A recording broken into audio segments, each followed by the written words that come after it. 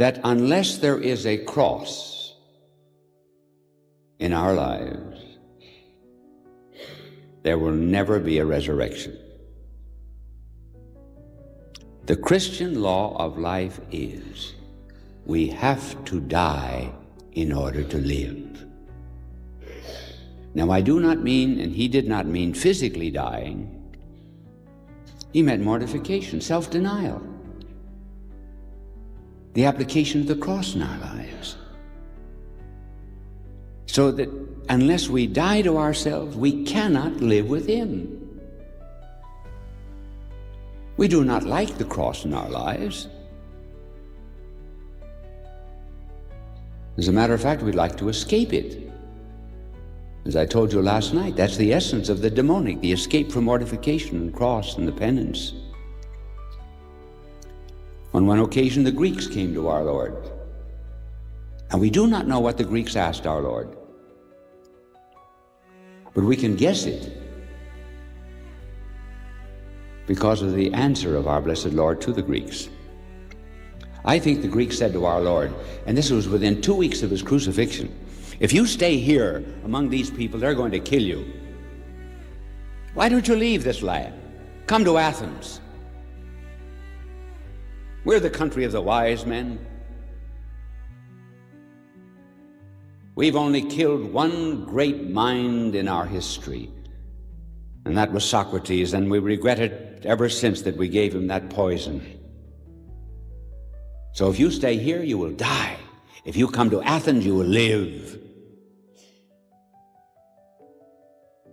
That they must have said because our Lord could not quote, for example, the prophet to him. He could not quote Isaiah chapter 53 and say, no, it has been prophesied of me that I must undergo Good Friday in order to have Easter. So he appealed to nature because the Greeks could understand that. And he said, unless the seed falling to the ground dies, it remains alone. But if it dies, it comes forth unto life and bears fruit 10, 20, and 100-fold. That was a lesson the Greeks could understand.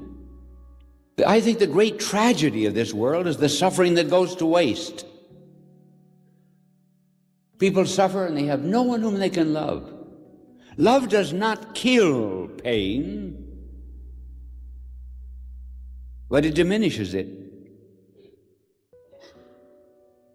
I was lecturing in a city in Florida about 2 years ago, and I saw 4 or 5 wheelchairs in the front of the stage. After my lecture, I jumped off the stage and went down to talk to the people in wheelchairs. Well, over against the wall was something that looked like a Grecian statue, all white. And I went over, and it was a woman in an iron lung. And she was swathed in white. You couldn't see the arms. The only part of her body that she could move was her head. And she said, I'm a convert of yours. I said, I've never seen you before. No. She said, it was from reading some of your books. And I said, do you understand your cross? And she said, yes, I do. I am not suffering for my own soul. I am suffering for other souls to save them. In other words, there was the death in order that there might be the life in others. I have a friend who spent 14 years in a communist prison, and he was tortured during these years because he always preached the gospel of the Lord to the other prisoners. And he would be taken out from amidst the other prisoners as he was talking about the good Lord, and he would be put on a spigot and turned, and then his heels would be beaten with an iron rod as they turned him. And then he said another time, they put me in a cell with starving rats. And I said, what did you think about when you were put in a cell with starving rats? Well, he said, I thought about the words of our Lord on the cross. Eli, Eli, lama sabachthani. Those were the Aramaic words our Lord spoke from the cross. My God, why hast thou forsaken me? Now he said, I'm a Hebrew, born a Jew, so I understand the language well. He said, these words are in the past tense. Past. So our Lord is not saying, why are you abandoning me, but why in the past did you? So he said our Lord was abandoned by the very fact that he was born. He was abandoned by us. Our Lord, therefore, he said, must have been looking to the joy of resurrection.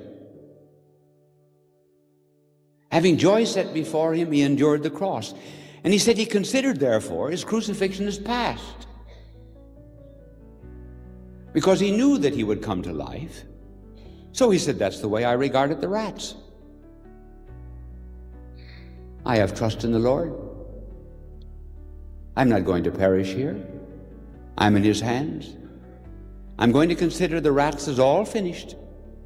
So he said some of the rats sat down and philosophized. They were too hungry to move about. And others nibbled at the rags on my feet. And after 5 days, they had not touched me, so the communists took me out of the prison. They knew that it was useless to keep me there with the starving rats. Summing it all up, as Christians, we have one law. Good Friday, Easter. Nothing is ever accomplished that is worthwhile without some self-denial and mortification. If you have a cross, bear it. It is his. And you will be glad of it and for it someday. Your salvation is assured. I slipped his fingers, I escaped his feet. I ran and hid, for him I feared to meet. One day I passed him, fettered on a tree. He turned his head and looked and beckoned me. Neither by speed nor strength could he prevail. Each hand and foot was pinioned by a nail.